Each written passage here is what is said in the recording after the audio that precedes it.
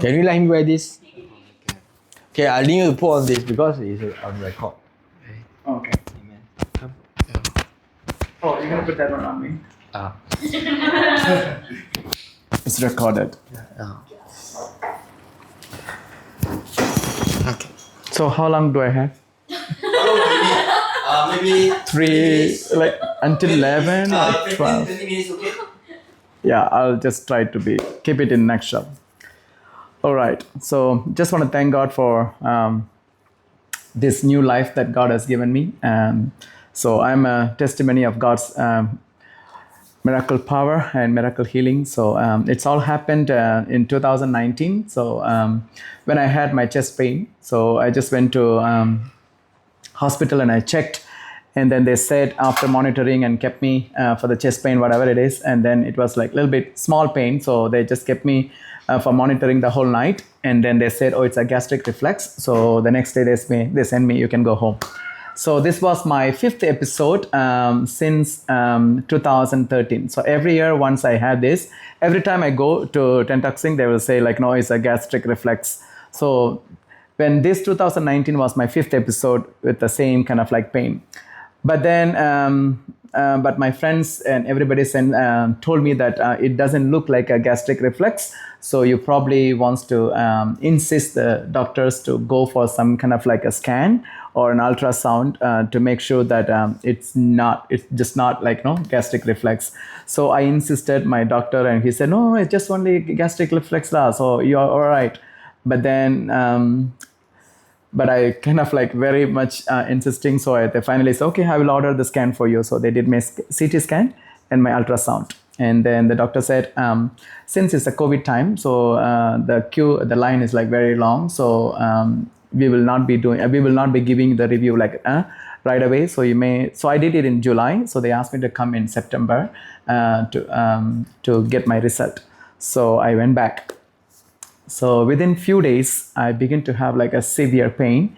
So, and it was getting worse and worse and worse and worse and worse. So then I began to it was in the early morning, Saturday morning. So I was just fell on the floor and then I was screaming because the entire portion, this kind of like the whole, the portion became like a very stiff, like a stone. So you cannot sit and I cannot sit. I cannot stand and I cannot lie down. So it was in that condition. So I was rolling on the floor and my wife got she was like so scared and finally called the ambulance and the ambulance came and then they tried to lift me up and 6 of them were there. But by the time they brought me out of my house through the grill and everything, trying to put me on the stretcher, which was on the corridor. So, but because of my pain and everything, so I was very aggressive. So they dropped me on the floor. So because they could not hold me, 6 people also could not hold me.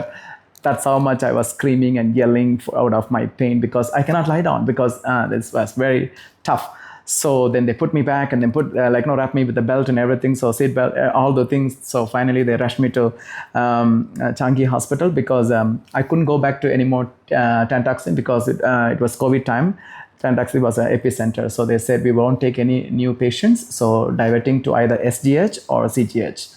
So my house in the east. So I thought, okay, my wife, everybody thought, okay, we'll go to CGH. So we didn't know that was... Everybody scolded me like, why you went to CGH? You must have gone to SGH. So then finally I went to CGH now. So that's when, as soon as they took me out of the ambulance, they rushed me to the A&E. And then the doctor checked and everything. So they said, why the pain is not like, so they tried to put all the painkiller, but still nothing was helping me. So I was like still screaming and scaring all the other patients. So because they were all in desperate, that's why they were all A&E. By looking at me, they were all got more scared, paranoid. So because I was screaming loud and loud and loud. So they said, okay, we can't keep him anymore. So we should shift him to high dependency because it looks like very serious. By the time the night duty doctor came and I say, I want to check with my wife if there is any record that he was here. So which I came last week, right, for the test and result. So when she went and looked at them and said, oh my goodness, she kind of there was a highlight in the report. Patient must be admitted right away. So cannot send home. So I was supposed to be admitted right away. But because of the review comes later, right? So she can see the result. But then she saw whoever the doctor is, said, "Oh, sorry, I'm not supposed to spill out." The surgeon has to tell you. But then he is in a serious condition, so we are shifting him to high dependency. So they shifted me, and then even there also it didn't help. So they said, must shift him to ICU. So within one day, I was ended up in the ICU. And then they took me to MRI and all these things, and they finally found out that I had a last stage of necrotized pancreatitis. So, which means one of the stones from my gallbladder migrated, so and went into the pancreas, the bile duct, and then it damaged the bile duct, and then moved to liver and damaged the liver, and finally ended up in my pancreas. And then 30% of my pancreas was already damaged. So the tail part of the pancreas was all gone. So because it was damaged, and then it was releasing the pus, so they call it fluid. So it started releasing, and the pus was infecting all the other organs inside. So then all the surgeons and everybody came, and they told my wife, "We are very sorry that he is in the last stage. So we can only give him 72 hours. So since he's a foreigner, that time we were not PR, so foreigner. So do you want to keep him here, or you want to bring him back to India?" So, but then the senior surgeon said, "But his condition is not good to fly. So anything can happen on the way. So, and we will not take any risk. So even though it's COVID time, but we will still would like to take him in and then treat him, whatever we could do." So, but the 72 hours is the hours that we give. So if he comes, he comes. If it not, so you need to do whatever things you need to do. So 72 hours I was in the ICU. So, and they, on the third day, they said we need to do, because he's not progressing anymore, because all the monitor, everything is giving up, because kidney is kind of like fully infected. So it's not working. And then I cannot breathe. Oxygen level went down, and also respiratory is not working. And then heartbeat was around 350 to 400. So it's too high for a person to have. So I think he's giving up slowly. But before he passed away, according to the medical protocol, so we need to do a final procedure. It's called ARDS. That's the last procedure they will do for the patient, they said, before they pass away, for their own record. So you need to allow us to do, and it's a 6 hours procedure. So then my wife said, "Okay, whatever, because it's not anymore in my hand. So he's with you, so you guys can do it." And then one of my friends, my wife's friend's husband, who is also a surgeon and practicing back in India. So he happened to visiting in Singapore. So they brought him to see my condition, since he was a doctor and very famous surgeon back in India. And he said, "Oh, whatever the treatment they are doing here is the same thing that we will be doing back home. But they gave only 72 hours. We probably keep him like extra 2 more days. We try out things lah, but let him go with the procedure, whatever they're doing here." So, and then I went for the 6 hours procedure with full unconscious, because with anesthetic and all those things. So I fully went unconscious. I don't know what they happened. So they cut wherever they can cut lah. So here, everywhere, tubes and everything. That's a final procedure, because they have no more guarantee, or they have no more surety for me to come back. So this is the last thing that we will do. So after 6 hours procedure, so I was still unconscious. So they told, my wife came, and then they told like, "No, so anytime anything can happen, so you be ready."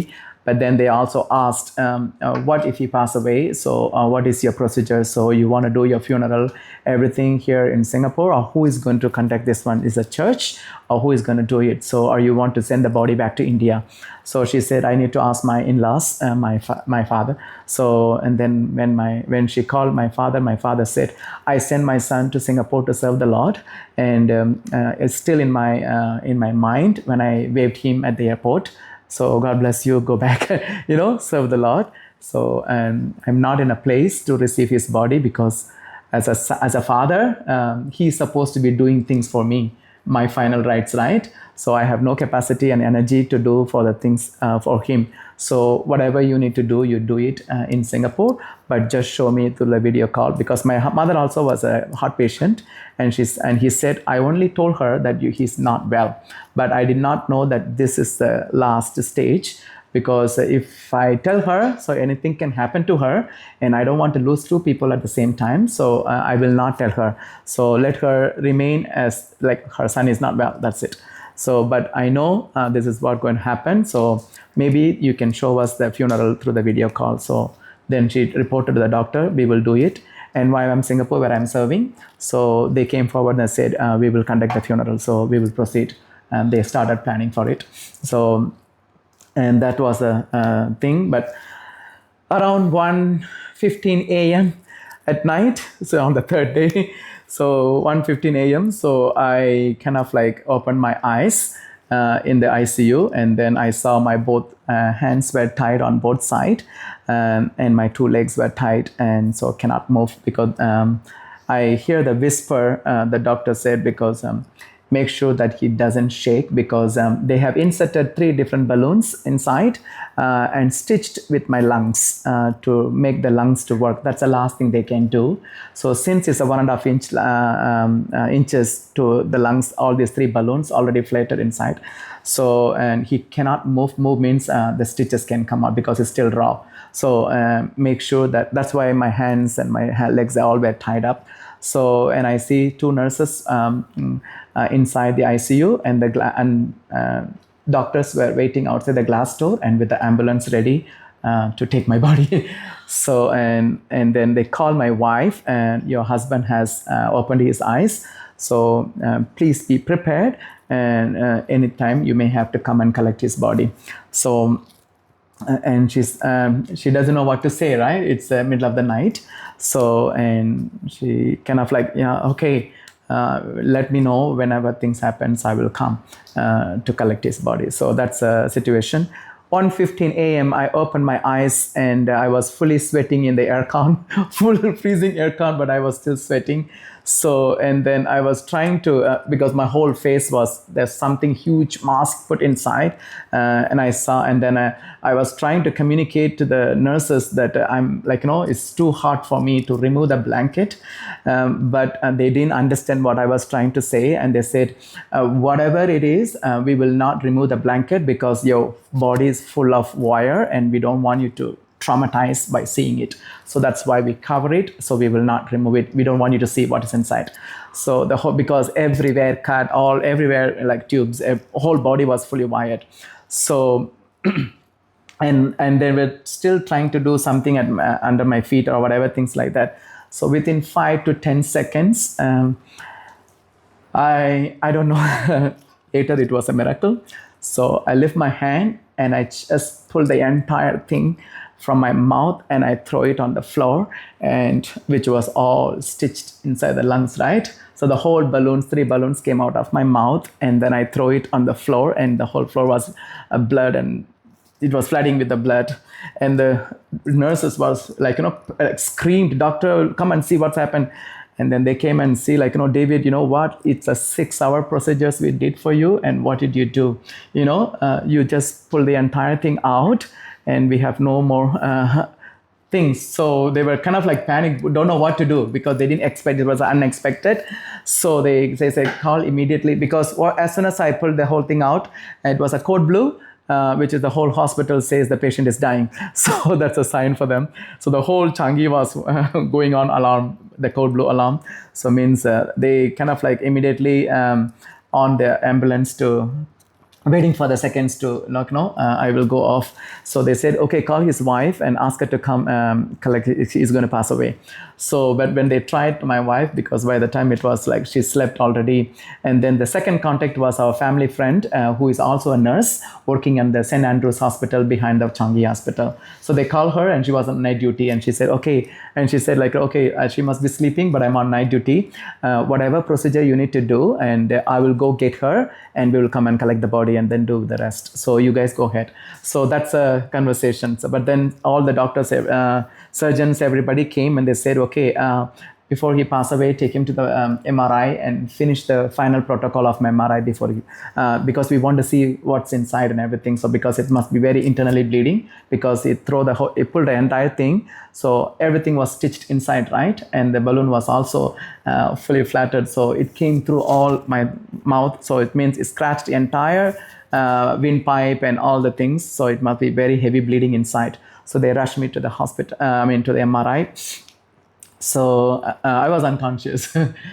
MRI, by the time all this panic was finished, MRI scan done, and then it was around like 3 a.m. Only then they realized, by the way, how did he manage to pull the entire things out when both hands were tied up? So they went and quickly checked in the CCTV camera if anybody did that or everything. So it was blur. So for 5 seconds it was blur, but everything was happening before and after. But by 5 minutes or 5 seconds, it didn't show up anything. So they asked the nurses, "Did you do? Why will I kill the patient?" So I will be also killed, right? No, doctor, we didn't do anything and all those things. So then the MRI team was screaming and coming to the doctors and saying, "Doctors, there's something really you need to hear." Like, what is that? There is no internal bleeding. And they say, impossible. It's impossible because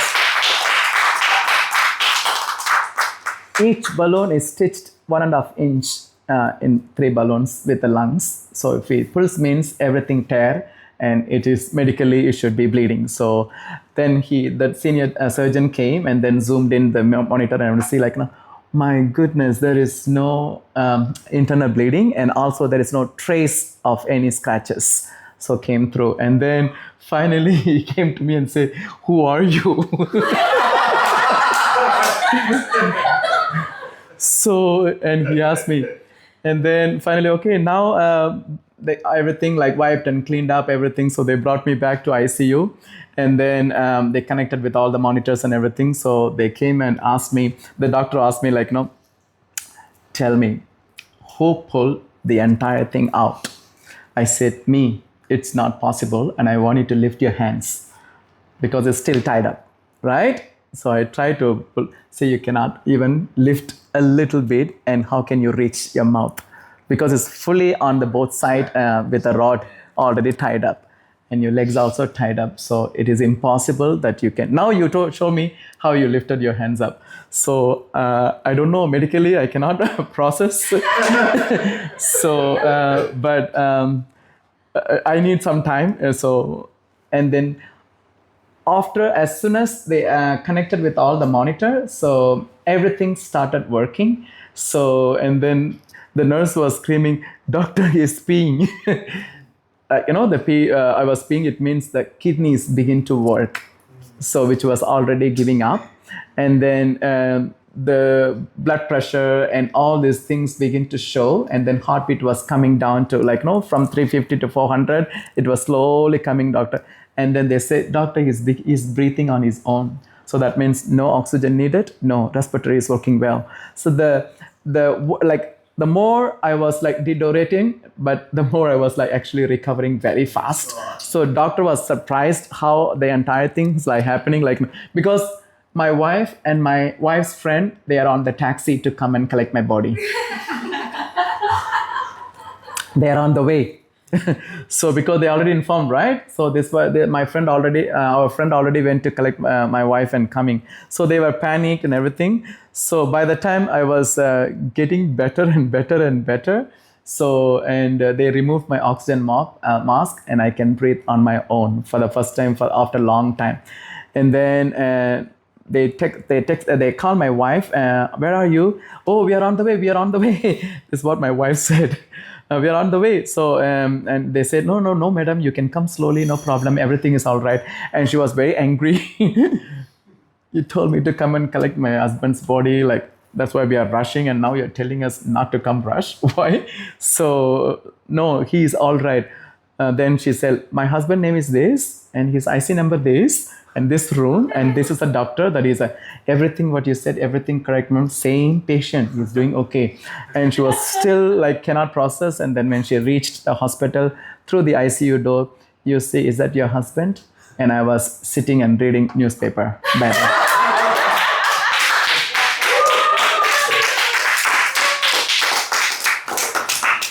my wife has both pictures before she left. But one thing before she left, and the doctor told her, maybe you may have to go and talk to him, because if you want to touch your husband when he's alive, that's the last time you may want to touch him. So when she came to the ICU room before she left, she said to God, from now on, it's no more David and Monica, because it's done. So now I'm going to entrust him into your hands. You take him and do whatever you want. And then her friend who was next to her standing, and then later told me, David, you know what? On that night, when she came after 2 days after visiting, on that night when I came and I touched, because I'm an ICU staff, I'm an ICU nurse for the last 38 years in Singapore. When I touched the body, I know what it is. But when I touched your body, I never felt life in you, because you're already giving away, because it was already chilled. So you already were gone, but I didn't want to tell anything to Monica at that point, because I knew that you're going to go away soon. So, but I kept her emotions. I want to protect her. So I brought her home and left her. But today I saw you, when I heard like you're reading newspaper after around 4 a.m. or 5 a.m. by the time, so that's how God, many times throughout the day, different doctors came and asked, who pulled the entire thing out? That was the first question. So I said, I did. No, you cannot do it. Because I was told, and then we have all the videos and everything.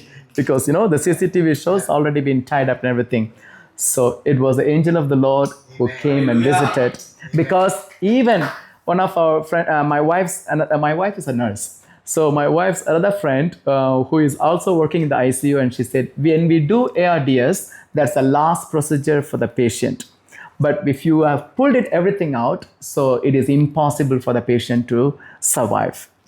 So that's my life in ICU. That's how I see. So when we take out or somebody pulls out, means patient is gone.